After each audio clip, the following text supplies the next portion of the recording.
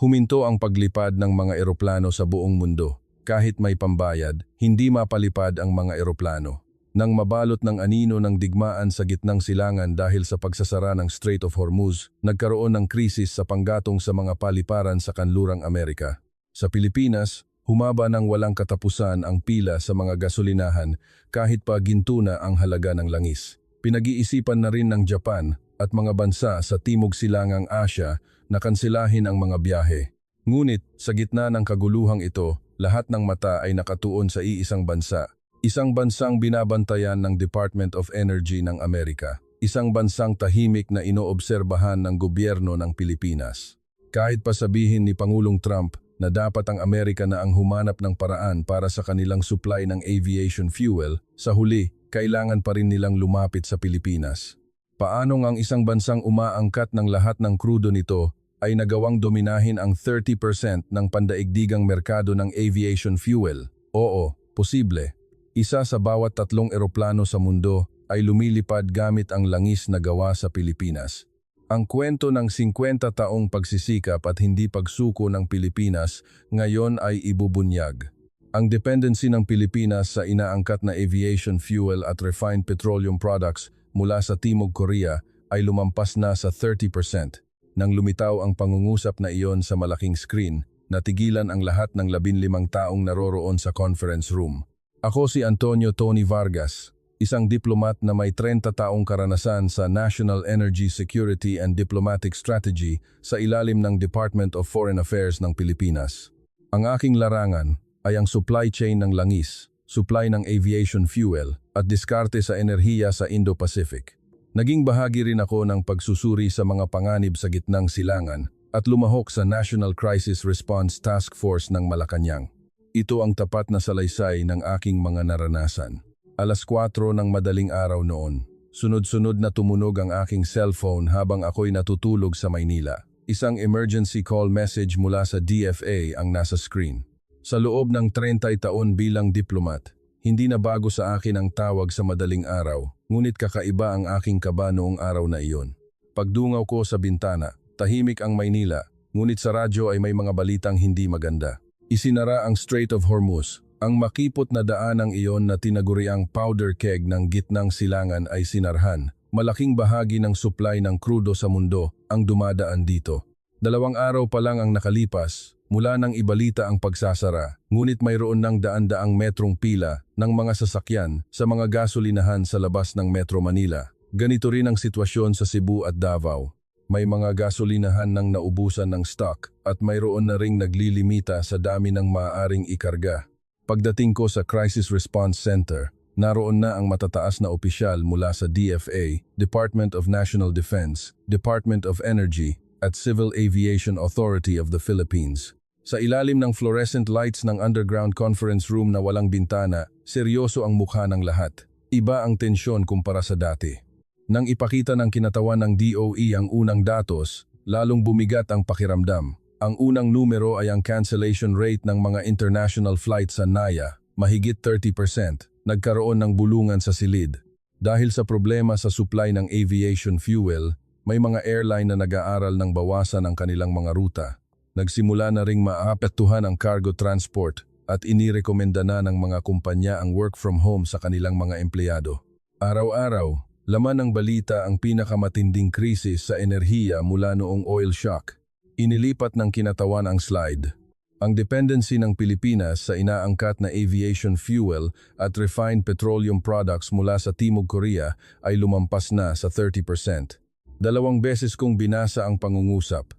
Malinaw na nakasulat ang Timog Korea, ang Republika ng Korea, isang bansang walang sariling langis. Inakala kong may mali sa datos. Sa 30 taon kong karanasan sa energy diplomacy, imposible na hindi ko ito alam. Siguradong may pagkakahita pagkolekta ng datos. Nagtaas ako ng kamay at nagtanong, nasuri na ba ulit ang numerong ito? Sigurado ba tayong tama ang datos ng pinanggalingan? Matatag ang sagot ng kinatawan. 3 beses naming sinuri, tama ang mga numero. Katahimikan. Sumunod ang mas nakakagulat na impormasyon. Hindi lang Pilipinas ang apektado. Malaking bahagi rin ng inaangkat na aviation fuel sa kanlurang Amerika ay galing din sa Timog Korea. Ang Japan, Vietnam at Thailand ay nakikipag-agawan na rin sa supply mula sa Timog Korea. Limitado na ang export ng China para sa sarili nilang konsumo at maraming bansa sa Timog Silangang Asya ang nagsimula ng magdeklara ng pagtigil sa pag-refuel. Samantala, ang reserbang langis ng Pilipinas ay paubos na. Ang unang nagsalita ay ang Secretary of Finance. Humingi tayo ng tulong sa Amerika. Allies tayo, hindi ba? Sumagot agad ang Secretary of National Defense. Ang kanlurang Amerika man ay hirap na rin kung walang aviation fuel mula sa Timog Korea. Pareho lang tayo ng sitwasyon. Mahinang nagsalita ang Secretary of Trade and Industry. Baka huli na ang lahat. Karamihan sa mga refinery sa Pilipinas ay nagsara na 10 taon na ang nakalipas. Dahil sa mga salitang iyon, parang nagyelo ang buong silid. Napapikit ako. Mula nang pumasok ako sa DFA 30 taon na ang nakalipas, isa lang ang aking pinaniniwalaan, ang bansang may likas na yaman ang siyang naghahari sa mundo. Noong nadestino ako sa gitnang silangan, nakita ko kung paano kontrolin ng mga bansang mayaman sa langis ang ekonomiya ng mundo gamit lamang ito. Ang Pilipinas, sa kabilang banda, ay laging umaasa sa ibang bagay. Ngunit ngayon, sa screen ng conference room, nakasulat na ang Timog Korea, isang bansang walang likas na yaman, ang may hawak sa kalangitan ng Pilipinas. Nagtaas ng kamay ang isang batang economic advisor. Siya ang pinakabata sa silid, ngunit ang kanyang boses ang pinakamalamig. Kung babawasan ng Timog Korea ang kanilang export ngayon, Pilipinas ang unang tatamaan.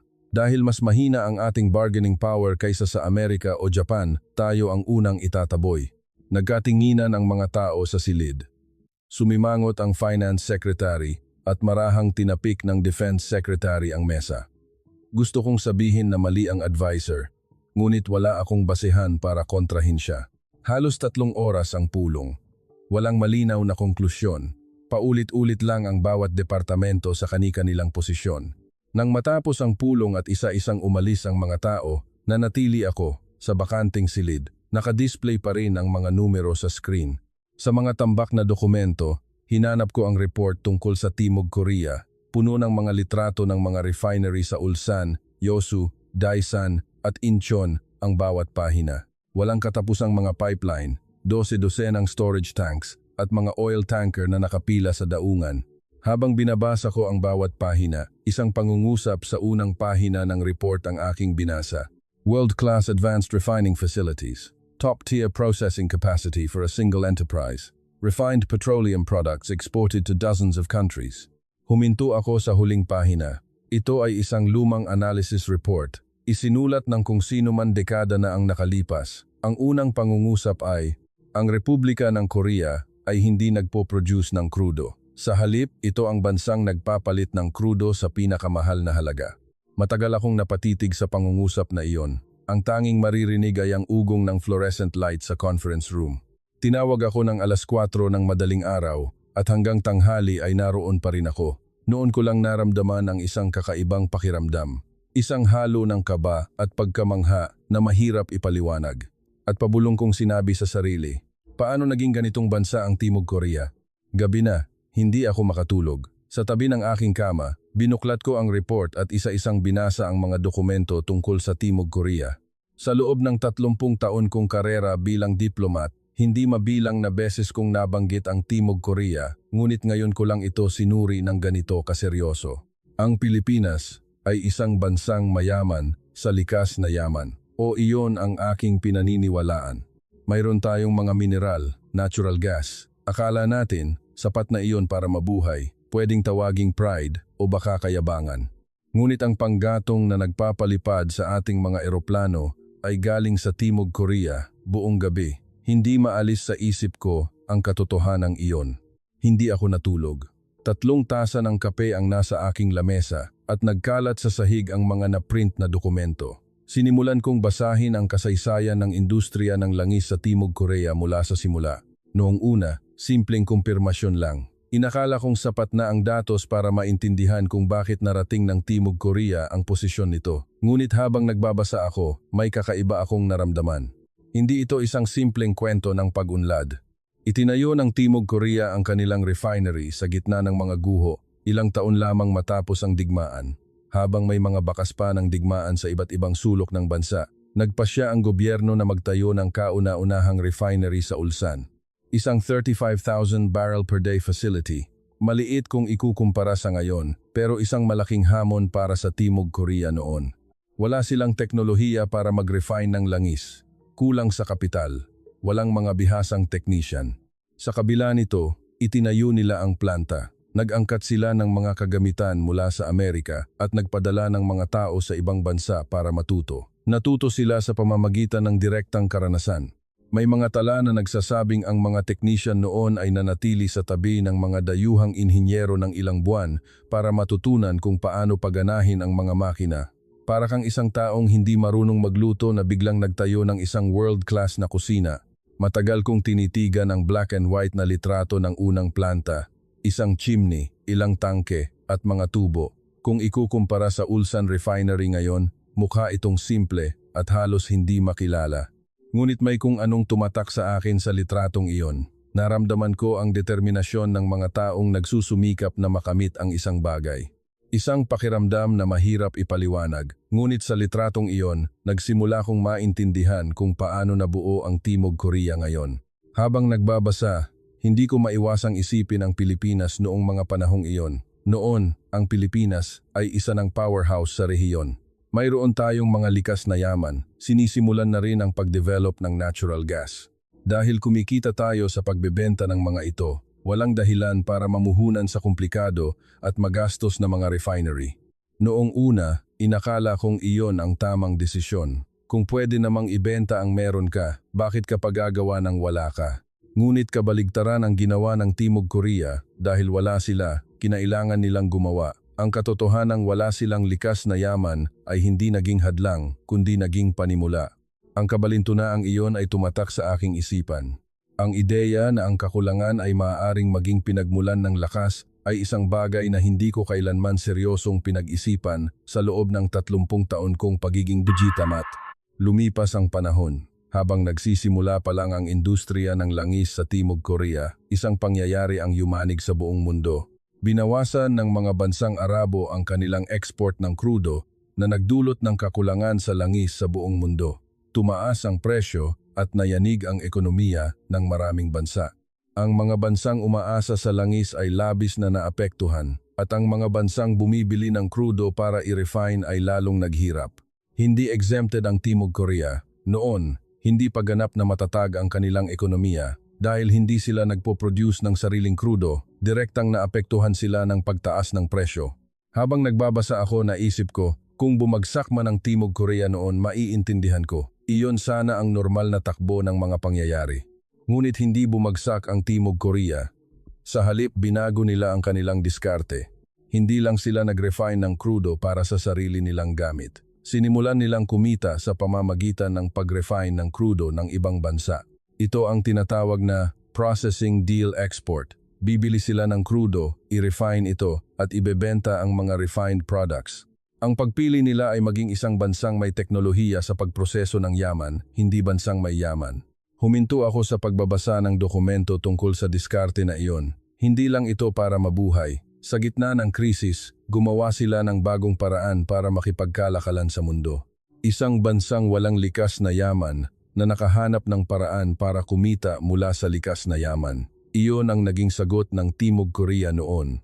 Nang dumating ang pangalawang oil shock, hindi nagbago ang direksyon ng Timog Korea. Sa halip, mas bumilis pa sila. Pinalawak nila ang kanilang mga refinery, pinahusay ang teknolohiya at pinalakas ang kanilang export capacity. Sa tuwing nayayanig ang mundo, mas tahimik at mas malalim ang kanilang paghahanda. Noong una, ito ay isang desisyon para mabuhay. Ngunit sa paglipas ng panahon, ito ang naging kanilang bentahe. Lalo akong nabagabag sa katotohanang iyon. Paulit-ulit sa isip ko ang tanong, ano ang ginawa ng Pilipinas sa mga panahong iyon? Umasa kami sa aming mga likas na yaman. Naniwala kaming dahil mayroon kami nito, magagamit namin ito anumang oras at maibebenta kung kinakailangan. Sa halip na mamuhunan sa komplikado at magastos na mga refinery, nanatili kami sa simpleng istruktura ng pag-export ng aming yaman. At ang resulta, isang emergency call ng 4:00 ng madaling araw. Naging kampante kami dahil marami kaming yaman, samantalang ang Timog Korea ay naging malakas dahil sa kanilang kawalan. Paulit-ulit sa isip ko ang ideyang iyon. Ayaw ko mang aminin, pero malinaw na ipinapakita ng mga dokumento ang katotohanang iyon. Nang mag-umaga, isinara ko ang report at napapikit. Nagsisimula na ang umaga sa Maynila. Biglang kumatok at pumasok ang aking aide. May hawak siyang bagong print-out na mga dokumento. Direktor, may mas malala pa. Ang teknolohiya ng aviation fuel ng Timog Korea na hindi kayang tapatan kahit ng China. Dahan-dahan kong itinaas ang aking ulo. Aviation fuel. Hindi lang basta panggatong. Tama ba? Inabot sa akin ng aide ang mga dokumento. Habang kinukuha ko ito, muli kong naramdaman, hindi pa ito ang katapusan. Ang tunay na sentro ng kwento ay hindi pa nagsisimula. Ang pamagat sa unang pahina ng dokumentong inabot ng aking aide ay, bakit espesyal ang aviation fuel? Ang dahilan kung bakit hindi makahabol ang China at India. Sa totoo lang, noong una, minaliit ko ito. Aviation fuel, panggatong din lang naman, di ba? Naisip ko, medyo iba lang ang proseso ng pag-refine, pero sa huli, galing din naman sa krudo, kaya naman siguro iyan ng kahit anong bansa. Bilang isang taong 30 taon nang nasa energy diplomacy, wala akong nakikitang dahilan para ituring na espesyal ang aviation fuel. Hindi nagtagal, nalaman kong mali ako. Habang binabasa ko, nalaman kong ang aviation fuel ay hindi isang simpleng panggatong. Lumilipad ang mga eroplano sa taas na 10,000 talampakan. Sa ganoong taas, ang temperatura ay bumababa sa 50 degrees Celsius. Ang ordinaryong panggatong ay nagyayelo o nagbabago ang lapot sa ganoong temperatura kaya hindi ito maayos na dumadaloy sa makina. Kailangan ng aviation fuel na manatiling stable kahit sa sobrang lamig, ganap na masunog sa loob ng makina at hindi dapat magdulot ng kalawang sa mga tangke at tubo. Kailangan nitong pigilan ang oxidation at ang pagbuo ng static electricity. Ang antas ng impurities na pinapayagan ay sinusukat sa parts per billion ppb. Sa madaling salita, ang aviation fuel ay isang obra maestra ng teknolohiya. Kapag nagyelo ang panggatong, hihinto ang makina. Kapag huminto ang makina, babagsak ang eroplanong may lulang daan-daang tao. Kaya ang paggawa ng aviation fuel ay hindi lang basta pagmamanupaktura. Ito ay tungkol sa buhay ng mga tao.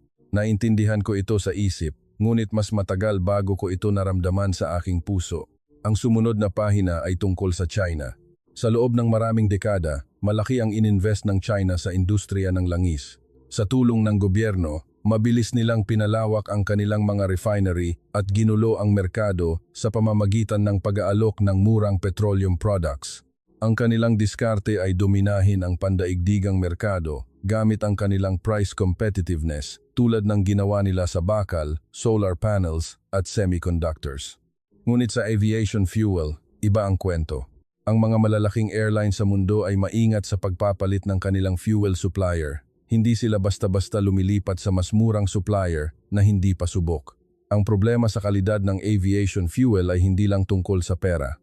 Isang aksidente lang ay maaaring kumitil ng daan-daang buhay at ang legal na pananagutan at pinsala sa imahe ay maaaring magpabagsak sa isang buong airline. Kaya't ang unang tanong ng industriya ng abyasyon sa pagpili ng supplier ay, gaano katagal na kayong nagsusupply ng tuloy-tuloy at walang kahit isang insidente ng problema sa kalidad? Sa harap ng pamantayang ito, hindi pa rin makalusot ang China. Ganon din ang India. Lumago man ang kanilang ekonomiya, kailangan pa nila ng maraming dekada para makuha ang tiwala ng mga airline sa buong mundo.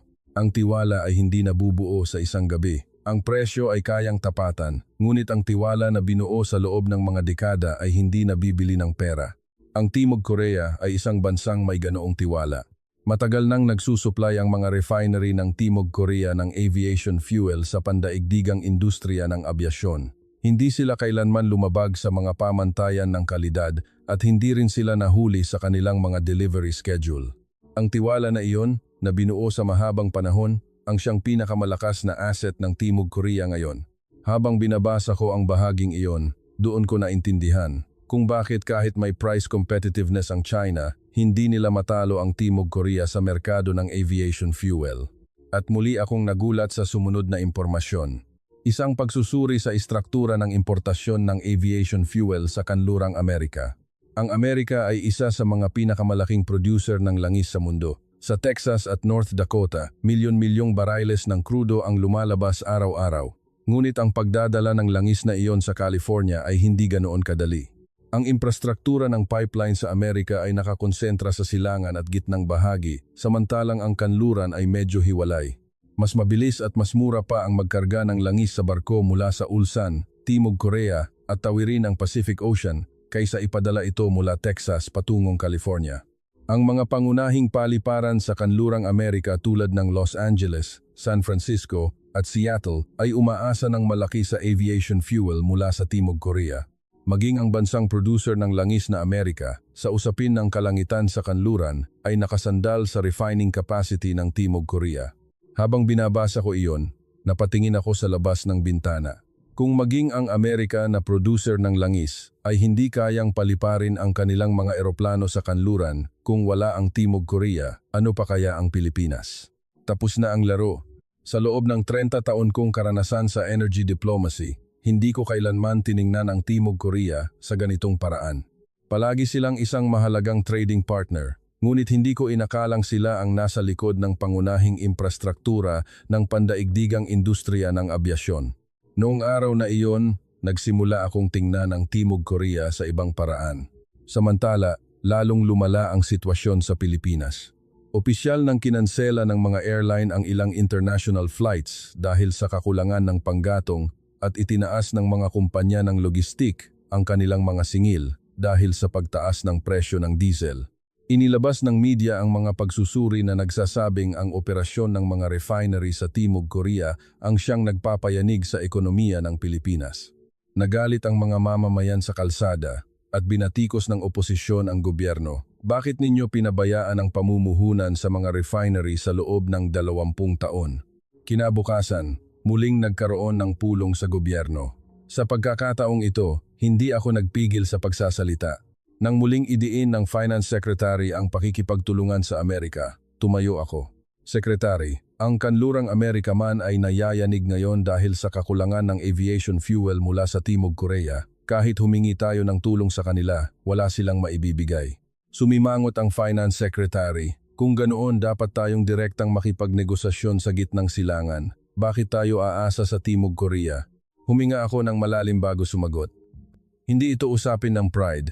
Sa tingin ninyo ba, sa ngayon, ilang bansa sa mundo ang kayang mag-supply ng aviation fuel ng tuloy-tuloy at may garantisadong kalidad? Ang gitnang silangan ay sarado. Ang China ay walang tiwala. Ang India ay hindi pa handa. Ang tanging bansang kayang punan ang puwang na iyon ngayon ay ang Timog Korea. Natahimik ang silid. Tumango ang Defense Secretary. Kung mauubusan tayo ng panggatong para sa pagsasanay ng ating Air Force, ang ating pambansang seguridad mismo ang malalagay sa alanganin. Sang-ayon ako. Hindi na tumutol ang Finance Secretary. Hindi niya kayang tumutol. Ang mga datos na ang nagsasabi ng lahat. Pagkatapos ng pulong, mag-isa akong naupo at muling binasa ang datos tungkol sa importasyon ng aviation fuel sa kanlurang Amerika. Sa harap ng numerong nagsasabing ang dependency ng ilang paliparan sa California sa aviation fuel mula sa Timog Korea ay lumampas na sa 30%, matagal akong napatigil. Maging ang Amerika ay hindi kayang paliparin ng maayos ang kanilang mga eroplano kung wala ang Timog Korea. Ngunit matagal na nating minamaliit ang bansang ito. Habang iniisip ko iyon, biglang pumasok ang aking sekretary. Director, emergency call mula sa Malacanang. Maghanda raw para sa direktang Napapikit ako. Sa loob ng 30 taon bilang diplomat, nakaupo na ako sa negotiation table kasama ang maraming bansa, ngunit ngayon lang ako nakaramdam ng ganito kakomplikadong emosyon. Ang katotohanang hihingi kami ng tulong ay hindi pamilyar. Mas eksakto, ang katotohanang sa Timog Korea kami hihingi ng tulong ang hindi pamilyar. Dahan-dahan akong tumayo. Oras na para harapin ang Timog Korea. Malinaw ang utos mula sa Malacanang. Simulan ang dipormal na pakikipag-ugnayan sa gobyerno ng Timog Korea at sa kanilang industriya ng langis at tiyakin ang matatag na supply ng aviation fuel at refined petroleum products sa mga susunod na buwan. Bumuo ako ng isang emergency task force kasama ang mga kinatawan mula sa Department of Foreign Affairs, Department of Trade and Industry at Civil Aviation Authority of the Philippines. Makikita sa mukha ng bawat miyembro ang pagod at tensyon. Ngunit hindi naging madali ang pagtanggap dito sa loob. Sa unang pulong pa lang ng task force, sumiklab na ang debate. Unang nagsalita ang kinatawan mula sa tanggapan ng Finance Secretary. Bakit kailangan pa nating pumunta sa Timog Korea? Pwede naman nating subukan muna ang Amerika at gitnang silangan. Kung wala talaga, saka natin isaalang-alang ang Timog Korea. Dahil narinig ko na ang parehong argumento kahapon, handa na ako. Ang kanlurang Amerika ay nasa parehong sitwasyon natin. Hindi natin alam kung kailan magbubukas muli ang gitnang silangan. Hindi ito huling opsyon. Ang Timog Korea ang tanging praktikal na pagpipilian na mayroon tayo ngayon. Pero hindi ba't mas maganda para sa imahe ng Pilipinas kung sa Amerika muna tayo hihingi ng tulong? Natigilan ako sa sinabi niya. Imahe? Sa panahong nakapila ang mga sasakyan sa mga gasolinahan, kinakansela ang mga flight at humihinto ang logistik, imahe pa rin ang iniisip nila. Ngunit hindi ko maikakaila na ilang araw lang ang nakalipas, ganito rin ang aking iniisip. Ang Pride ay hindi makapagpapalipad ng eroplano, sabi ng Trade Secretary sa isang mababa ngunit matatag na boses. Ang isang pangungusap na iyon ang nagpabago sa hangin sa silid. Sa huli, inatasan ako ng Malacanang na direktang pamunuan ang pakikipag-ugnayan sa Timog Korea. Tinatanggap ko ang desisyon, ngunit may mabigat na pakiramdam. Sa 30 taon kong karera bilang diplomat, ngayon lang ako naghanda para sa isang negosasyon na may ganitong kabigat na damdamin. Ang bigat na ito ay hindi lang dahil sa Pride. Ito ay dahil sa katotohanang wala kaming alam tungkol sa Timog Korea. Itinakda ang video conference pagkatapos ng 2 araw. Ang panig ng Timog Korea ay binubuo ng mga opisyal mula sa kanilang Ministry of Trade, Industry and Energy at mga ehekutibo mula sa malalaking kumpanya ng langis. Habang nakaupo ako sa harap ng screen, kinakabahan ako, o mas tamang sabihin, pinipigilan kong ipakita ang aming pagkaapurahan. Sa isang diplomatikong negosasyon, ang unang magpakita ng pangangailangan ang siyang dehado. Sinubukan kong magsimula ng mahinahon, ngunit kakaiba ang bunigi, atmosfera ng Korean team. Sa kabilang screen, hindi sila kinakabahan. Hindi sila mukhang isang negotiating team mula sa isang bansang nasa krisis. Sa halip, parang kami pa ang mas apurado. Unang nagsalita ang kinatawan ng Timog Korea. Sa kasalukuyan, mabilis ding nauubos ang aming reserbang krudo. Sa tingin namin, tama lang na ibahagi namin ito sa inyo ng tapat. Kinabahan ako sa sinabi niya, kung nahihirapan din ang Timog Korea, ibig sabihin ba nito ay mababawasan ang makukuha naming supply? Para mapanatili ang kasalukuyang level ng export, kailangan ng isang long-term contract at pagsasaayos ng priority sa supply. Hindi sapat ang simpleng emergency purchase request para sa isang sustainable na supply. Ang sitwasyon ngayon ay hindi para sa isang short-term deal, kundi para sa isang strategic partnership. Bawat salita ng panig ng Timog Korea ay hindi ko inaasahan. Inakala kong mag-aalok sila ng mga konsesyon para mabilis na maibenta ang kanilang produkto. Ngunit sa halip, sila ang naglatag ng mga kondisyon. Long-term contract, strategic cooperation, priority adjustment. Ang mga salitang ito ay hindi galing sa isang simpleng supplier, kundi sa isang panig na naghahanap ng partner. Noong una, naguluhan ako sa kanilang kahinahunan at maya-maya ang pagkalito ay napalitan ng ibang pakiramdam. Minamaneho nila ang krisis. Habang kami ay hinahabol ng krisis, sila ang nagkokontrol sa bilis nito. Pagkatapos ng video conference, nagpadala ang panig ng Timog Korea ng karagdagang mga dokumento. Binuksan ko ang file. Sa unang pahina pa lang, mga litrato na. Aerial photos ng mga refinery sa Ulsan, Yeosu at Daesan. Habang nag-i-scroll ako, napahinto ako. Hindi ko masabi ang mga salita. Ang tanawin sa mga litrato ay ganap na iba sa aking inaasahan. Walang katapusang mga storage tanks, mga pipeline na umaabot ng 10-10 kilometro, mga malalaking oil tanker na nakapila sa daungan. Ang mga chimney at refining towers ay parang mga skyscraper na tumutusok sa langit at sa pagitan nila nagniningning ang mga ilaw sa gabi. Ang buong complex ay parang isang malaking lungsod. Ito ba talaga ang pasilidad ng isang bansang walang sariling langis? Pabulong kong sinabi. Maraming beses ko nang binisita ang pinakamalaking refinery sa Pilipinas. 1, 2, 3, parang wala lang iyon kumpara dito. Hindi sila maikukumpara. Ang Pilipinas ay mayaman sa likas na yaman, ngunit sa refining capacity, hindi kami makasabay sa Timog Korea. Nang buksan ko ang huling pahina ng dokumento, may isang maikling memo. Isang pangungusap na parang isinulat ng kamay ng isang Korean executive. Ngayon, mas kailangan ng mundo ang mga bansang kayang magproseso ng krudo kaysa sa mga bansang may krudo. Matagal akong hindi nakagalaw matapos basahin ang pangungusap na iyon. Gabi na, hinanap ko ang mga video ng night view ng mga refinery sa Timog Korea. Libo-libong ilaw na kumikinang sa ilalim ng madilim na kalangitan.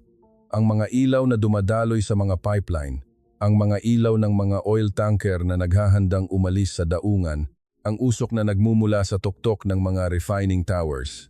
Habang pinapanood ko iyon, matagal akong nag-isip. Umasa kami sa aming mga likas na yaman sa ilalim ng lupa. Ang Timog Korea nagtayo ng kanilang oil field sa ibabaw ng lupa. Paulit-ulit sa isip ko ang ideyang iyon. Ang pride ng Pilipinas bilang isang bansang mayaman sa likas na yaman ay nayanig. Hindi nayanig, kundi gumuho. At hindi ito galit, kundi takot. Ang takot na ang mundo ay hindi na umiikot sa paraang alam ko. Habang isasara ko na sana ang mga dokumento, may pumasok na bagong mensahe. Direktor, posible raw bumisita bukas sa Ulsan Refinery. Inimbitahan tayo mismo ng panig ng Timog Korea. Napahinto ako sa paghinga. Kung sa litrato palang ganito na, ano pa kaya kung personal kong makita? Dahan-dahan kong isinara ang aking notebook at bumulong.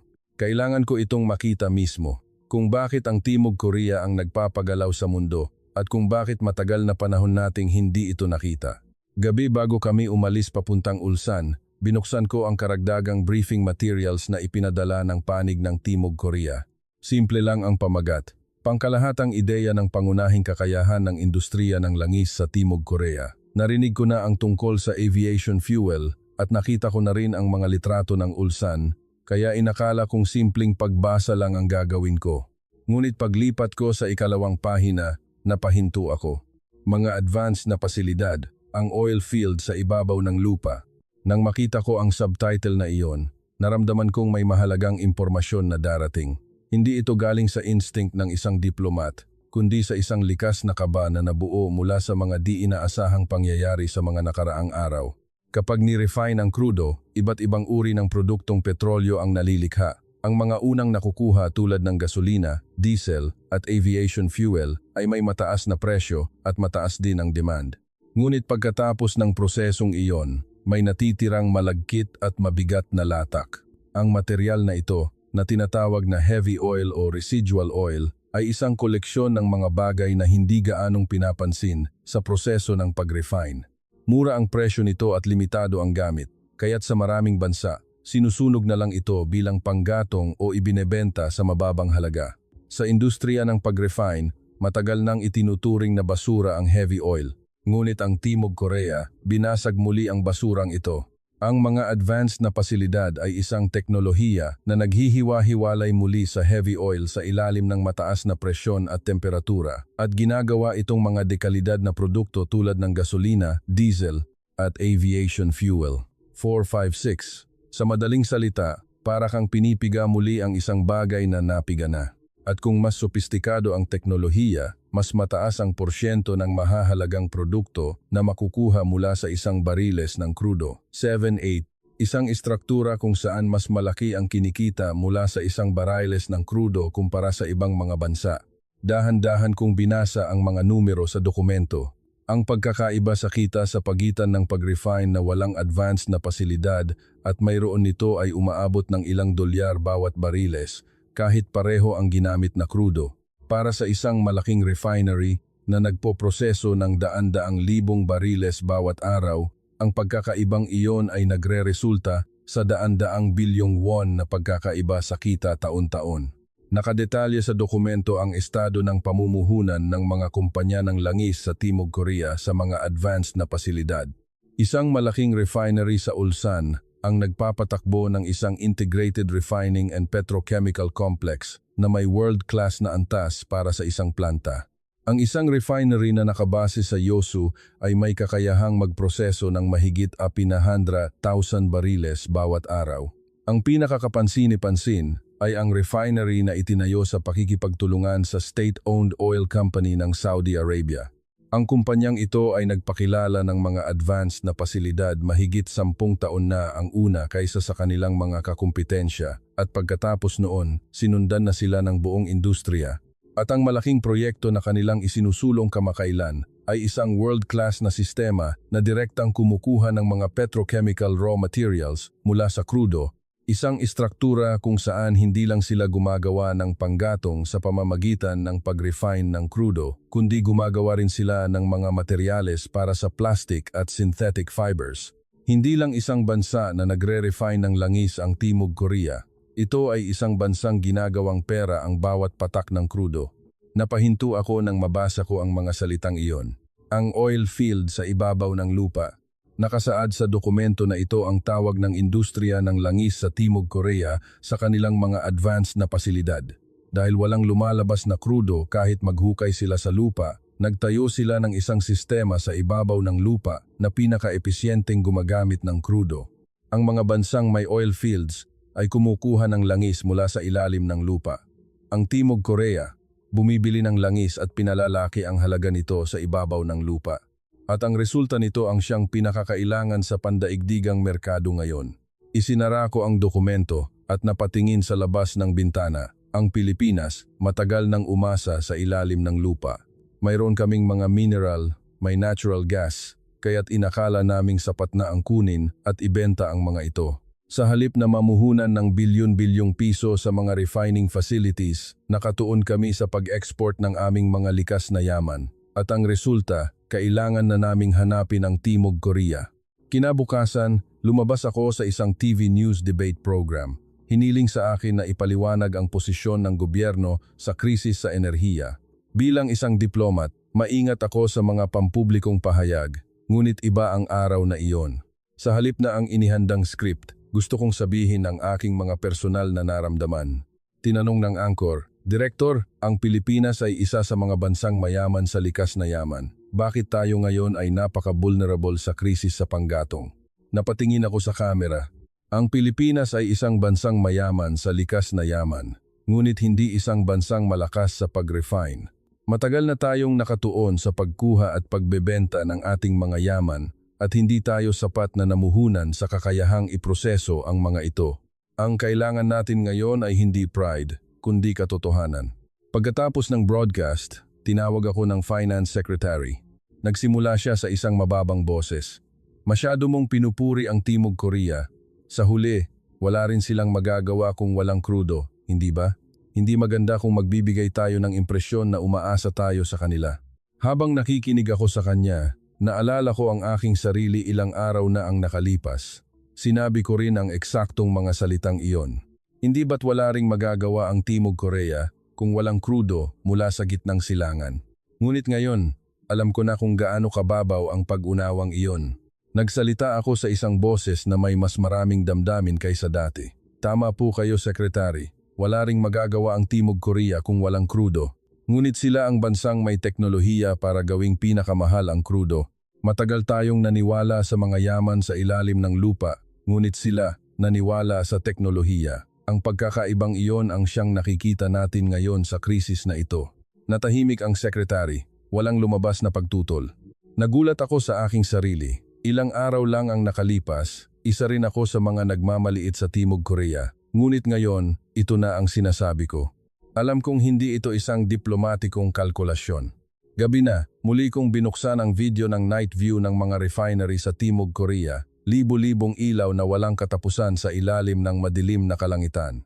Ang mga storage tanks ay parang mga gusali sa isang lungsod at ang mga pipeline ay parang mga ugat na nagdudugtong sa buong complex. Ang apoy at usok na nagmumula sa tuktok ng mga refining towers ay humahalo sa kalangitan. Ang tanawin ay parang isang makina na walang tigil na umiikot. Isang malaki at tahimik na makina na walang tigil na gumagawa ng panggatong na kailangan ng pandaigdigang ekonomiya. Noon, dumating ang mensahe mula sa kinatawan ng Timog Korea. Posible raw ang pagbisita sa Ulsan Refinery bukas. Habang inaayos ko ang aking bag, bumulong ako.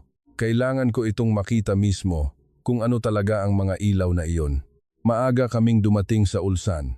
Mula pa lang sa pagsakay sa helicopter na inihanda ng panig ng Timog Korea, iba na ang pakiramdam.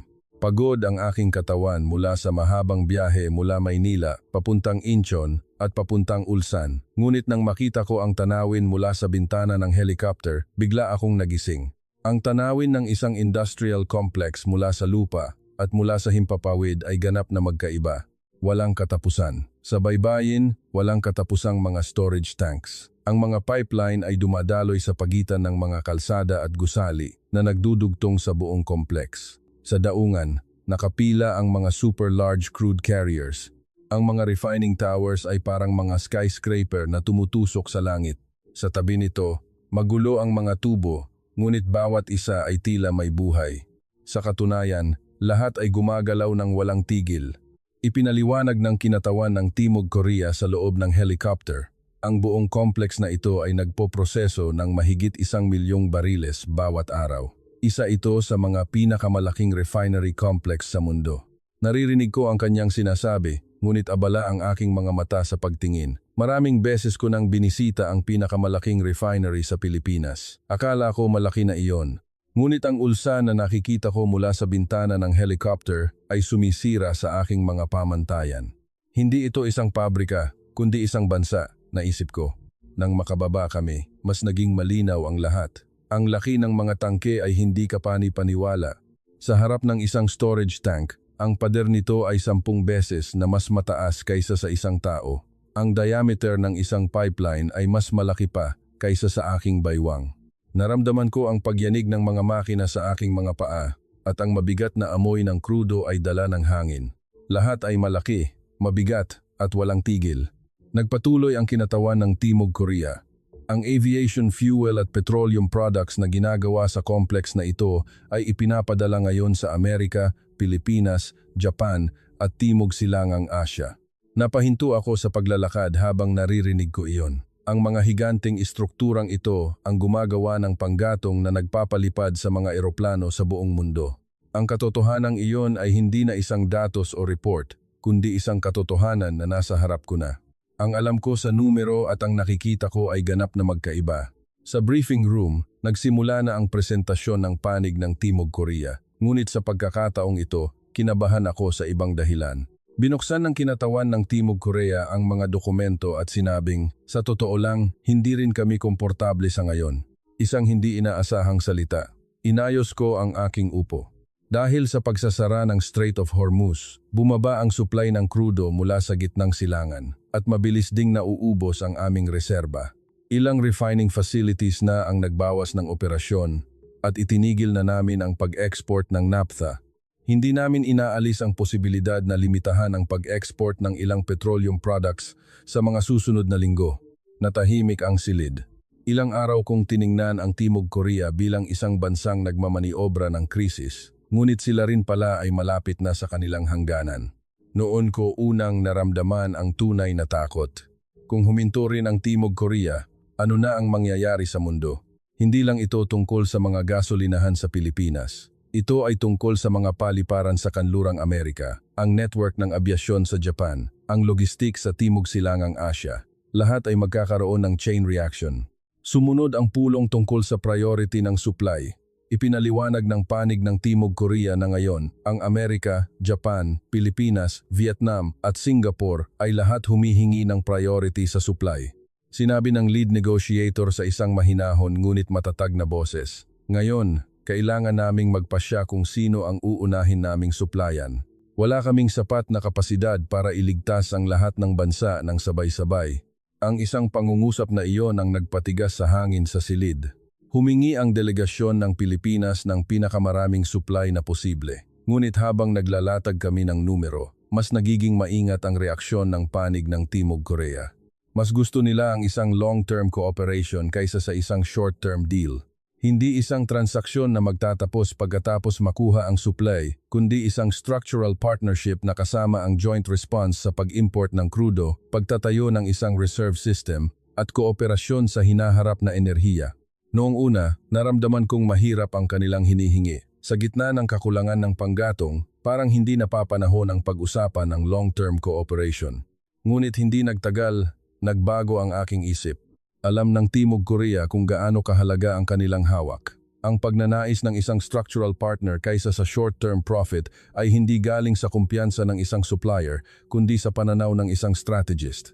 Pagkatapos ng pulong, nagkaroon ako ng pagkakataong makausap ng pribado ang isang mataas na ehekutibo ng Timog Korea. Nasa observation deck kami ng Ulsan Refinery. Sa ibaba, makikita ang daungan at 12-dosenang storage tanks. Tinanong ko ng diretsyo, sa totoo lang, hindi ba't nahihirapan na rin ang Timog Korea? Napatingin ang ehekutibo sa dagat bago sumagot. Tama po, nahihirapan din kami. Sa katunayan, ito ang isa sa mga pinakamahirap na panahon na aming naranasan. Katahimikan. Ngunit ang Timog Korea ay laging ganito. Dahil wala kaming likas na yaman, kailangan naming maghanda. Kapag may krisis, kailangan naming kumilos ng mas mabilis. Dahil wala kaming pag-aari, natuto muna kaming mabuhay. Iyon ang dahilan kung bakit kami narito ngayon. Matagal akong natahimik matapos marinig iyon. Dahil wala kaming pag-aari, natuto muna kaming mabuhay. Ang pangungusap na iyon ay tumama sa isang bahagi ng aking puso. Ipinanganak at lumaki ako sa isang bansang mayaman sa likas na yaman. Kahit bilang isang diplomat, tiningnan ko ang mundo mula sa pananaw ng isang bansang mayaman sa likas na yaman. Naniwala akong ang yaman ay kapangyarihan at ang mga bansang wala nito ay laging mas mahina. Sa loob ng 30 taon, hindi nagbago ang paniniwalang iyon. Ngunit ang Timog Korea, sa kabaligtaran na paraan naging malakas. Ginawa nilang bentahe ang kawalan. Ang katotohanang wala silang likas na yaman ang siyang nagtulak sa kanila na maghanda ng mas mabilis at mas malalim. At nang yumanig ang mundo, ang kanilang paghahanda ang siyang naging pinakakailangan. Habang pababa kami mula sa observation deck, kitang-kita ang daungan. Isang malaking oil tanker ang naghahandang umalis. Sinabi ng isang Korean staff na nagsuri ng destinasyon ng barko, kapag umalis ang barkong iyan, gagana na ang mga paliparan sa kanlurang Amerika at makakahinga na rin ang Pilipinas. Wala akong masabi habang pinapanood ko ang barko. Naging isang bansa na pala tayong naghihintay sa barkong iyan. Naisip ko, hindi dahil sa hiya, kundi isang mabigat na pag-unawa na ang mundo ay umiikot na sa paraang iba sa aking alam. Noon, tumawag ang aking sekretary. Direktor, malaking problema. Gumagalaw na ang Amerika para makuha ang aviation fuel ng Timog Korea. Humingi ang Washington ng isang emergency energy meeting sa Seoul. Dahan-dahan akong lumingon. Sa ibabaw ng daungan, dahan-dahang gumagalaw ang oil tanker. Habang pinapanood ko ang pag-alis ng malaking barko, naisip ko, ang laban na ito ay hindi na lang tungkol sa pagkuha ng panggatong. Gumagalaw na ang mga malalakas na bansa sa mundo para makuha ang Timog Korea. Alam ko na kung ano ang ibig sabihin noon. Kailangan naming pumunta sa Seoul at kailangan naming magmadali. Sa eroplano papuntang Seoul, hindi ako nakatulog. Ang balitang gumagalaw na ang Amerika ay hindi maalis sa aking isipan. Ang paghingi ng Washington ng isang emergency energy meeting sa Seoul ay hindi lang isang simpleng pag-activate ng diplomatic channels. Ang katotohanang ang Amerika mismo ang kumilos ang siyang nagpapakita ng kabigatan ng sitwasyon. Ang pinakamalaking producer ng langis sa mundo, ang unang humingi ng langis. Habang nakatingin ako sa dilim sa labas ng bintana, naisip ko, kapag gumalaw ang Amerika, gagalaw din ang Japan. Kapag gumalaw ang Japan, susunod ang Timog Silangang Asya. Sa gitna nito, nasaan ang Pilipinas? Paano tayo hindi matatalo sa kompetisyong ito kung mas maliit ang ating bargaining power at military strength kumpara sa Amerika at Japan? Pagdating namin sa Seoul, mas komplikado pa pala ang sitwasyon kaysa sa aking inaasahan. Sabay-sabay nang nakikipag-ugnayan ang gobyerno ng Timog Korea sa iba't ibang bansa. Nagpadala ang Amerika ng mataas na opisyal mula sa State Department at Department of Energy. Ang Japan, sa pamamagitan ng kanilang Ministry of Foreign Affairs, ay unang nag-alok ng isang long-term cooperation. Ang Vietnam at Singapore ay humihingi ng emergency supply dahil sa paghina ng operasyon ng kanilang mga airline. At sa gitna nito, kasama kami, ang delegasyon ng Pilipinas. Nag-organisa ang panig ng Timog Korea ng isang closed-door multilateral meeting para ayusin ang lahat ng mga hiling na ito. Pagpasok sa meeting room, iba na ang bunigi, atmosfera. Magkakatabi ang mga delegasyon ng Amerika, Japan at Pilipinas at sa gitna naman ang panig ng Timog Korea. Sa mesa, nakalatag ang mga dokumento na may nakasulat na hinihiling na dami ng supply ng bawat bansa. Kung pagsasama-samahin, malayo nang lumampas sa kayang isupply ng Timog Korea. Unang nagsalita ang kinatawan ng Amerika. Para sa katatagan ng aviation network sa Pacific, dapat unahin ang supply para sa mga paliparan sa kanlurang Amerika. Sana ay isaalang-alang ninyo ang alyansa ng Amerika at Timog Korea. Sumagot agad ang kinatawan ng Japan.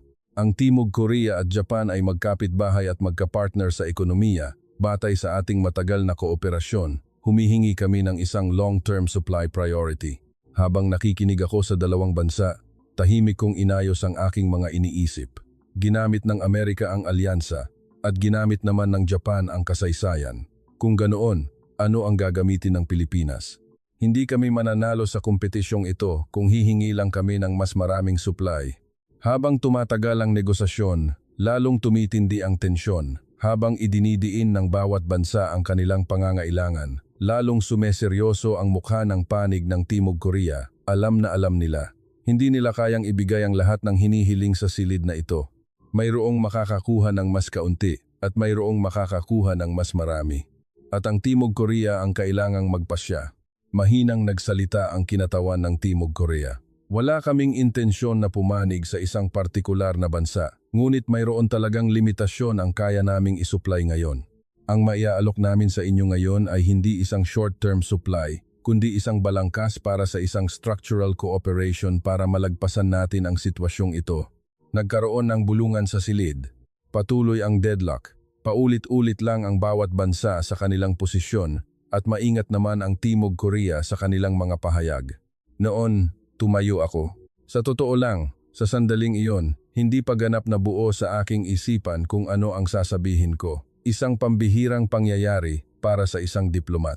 Ngunit sa halip na isang inihandang script, ang mga personal kong nakita at naramdaman sa mga nakaraang araw ang unang lumabas.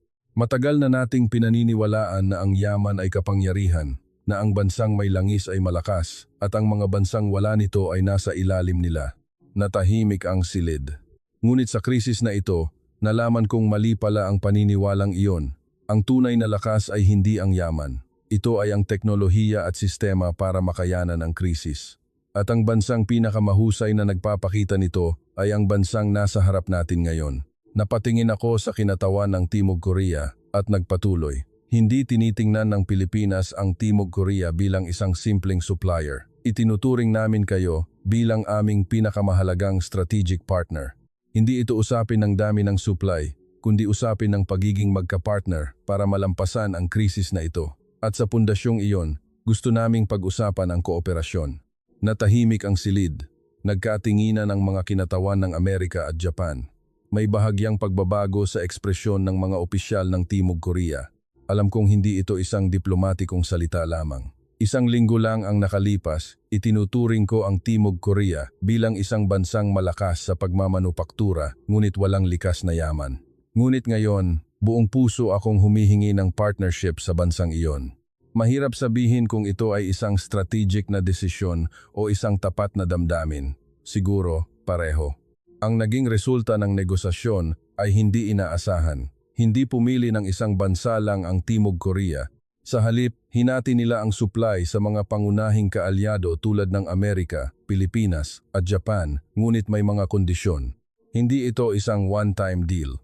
Isang komprehensibong balangkas ng kooperasyon ang inilatag, kasama ang joint response sa pag-import ng krudo, pagtatayo ng isang emergency reserve system, at joint development ng teknolohiya para sa sustainable aviation fuel. Tinanggap ng Amerika ang pagpapalakas ng kooperasyon sa seguridad sa enerhiya. Ang Pilipinas ay nagpasya na ituloy ang isang joint project sa refining at stockpiling kasama ang mga kumpanya sa Timog Korea. 9. Sinimulan na rin ng Japan ang pag-uusap para sa isang joint aviation fuel stockpiling system. Habang tinitingnan ko ang resulta ng negosasyon, dahan-dahan kong inayos ang aking mga iniisip. Ang Timog Korea ay nakaupo bilang isang supplier, ngunit sa katunayan, sila ang nagsusulat ng mga patakaran ng pulong na ito. Hindi lang sila nagpapasya kung sino ang bibigyan at kung gaano karami, kundi dinidisenyo nila kung paano sila makikipag-ugnayan sa mundo.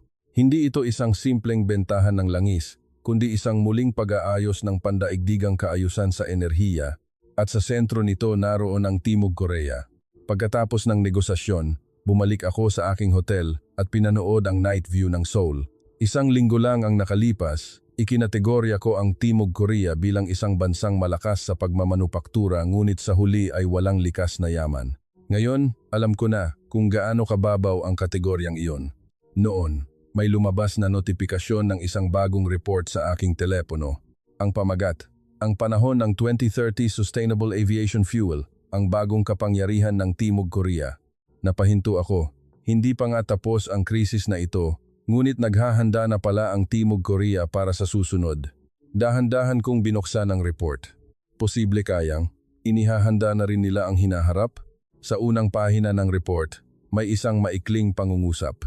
Maglalaho ang kasalukuyang merkado ng aviation fuel. Ang bansang maghahanda para sa susunod ang siyang patuloy na maghahari sa kalangitan ng mundo. Napahinto ako matapos basahin ang pangungusap na iyon. Ang tensyon sa negotiation table ay nananatili pa rin sa aking katawan, ngunit ang isang pangungusap na iyon ay nagpukaw ng isa pang pakiramdam. Kung ang kwento hanggang ngayon ay tungkol sa kasalukuyang krisis, ang report na ito ay tungkol sa susunod na kwento. Ang agos ng carbon neutrality ay nagpapabago sa mundo. Ang Europa at Amerika ay naglatag na ng mahigpit na mga target para sa pagbabawas ng carbon emissions sa industriya ng abyasyon.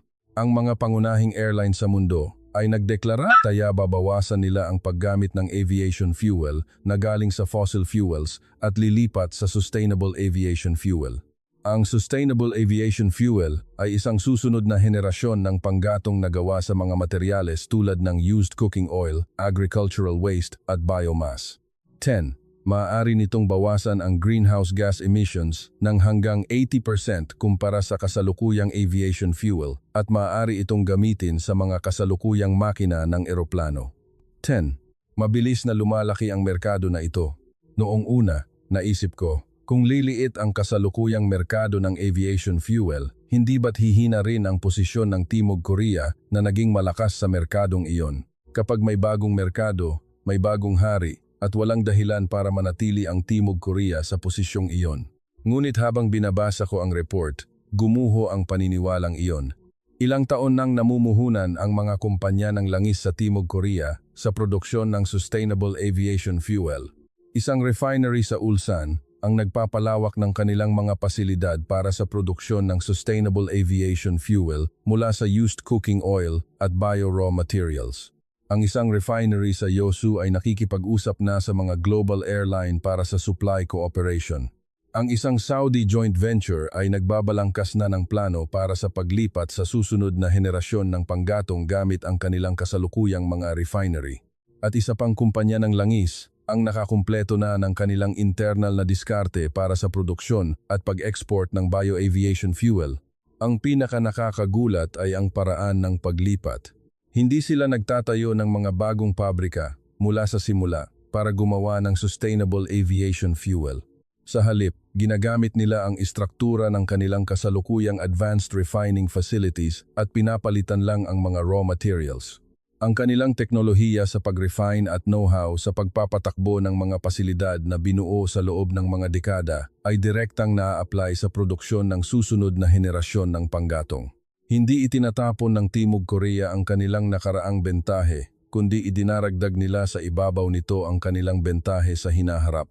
Nang mabasa ko iyon, labis akong nagulat. Karamihan sa mga bansa, kapag may bagong agos, nakikipaglaban sa kasalukuyang industriya.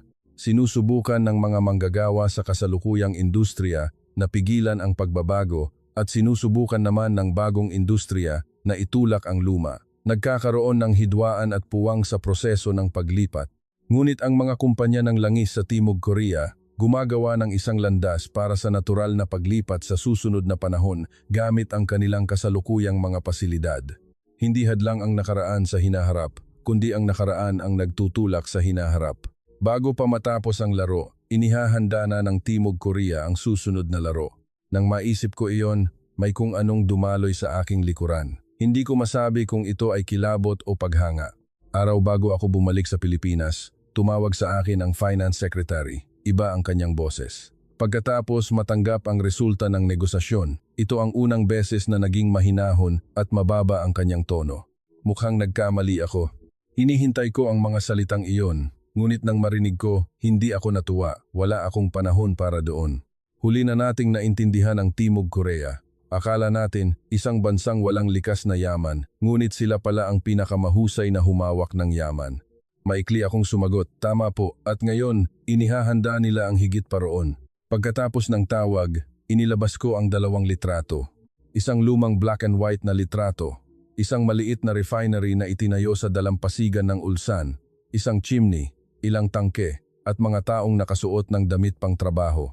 Parang nakikita sa litrato ang mga mata ng mga taong nagsisimula ng isang bagay mula sa wala. Ang isa naman ay isang night view ng Ulsan na personal kong kinunan mula sa helicopter.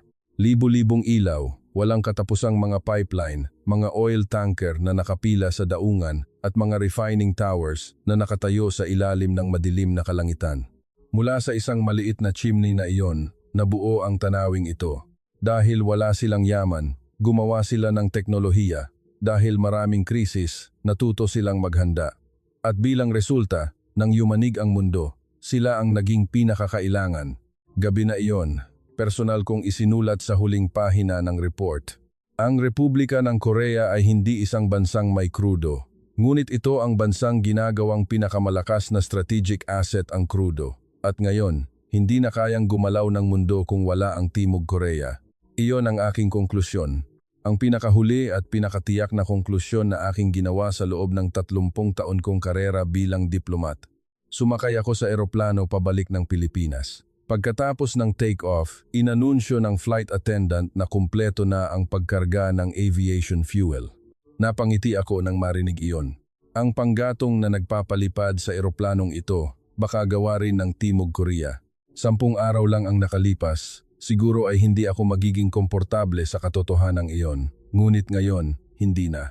Sa halip, ang katotohanan iyon ay nag-iwan ng isang mabigat na respeto sa aking puso. Sa labas ng bintana, nakalatag ang kalangitan sa ibabaw ng mga ulap. Sa ibaba, nandoon siguro ang Ulsan. Ang mga higanteng pasilidad na iyon, ang mga ilaw, ang mga tao na walang tigil na umiikot kahit sa sandaling ito. Naalala ko muli ang sinabi ng ehekutibo. Dahil wala kaming pag-aari, natuto muna kaming mabuhay. Tahimik kong naisip, ang Republika ng Korea ay hindi isang bansang walang langis. Ito ay isang bansang gumagawa ng enerhiya gamit ang teknolohiya at sa tuwing nayayanig ang mundo, hindi namamatay ang mga ilaw ng bansang iyon.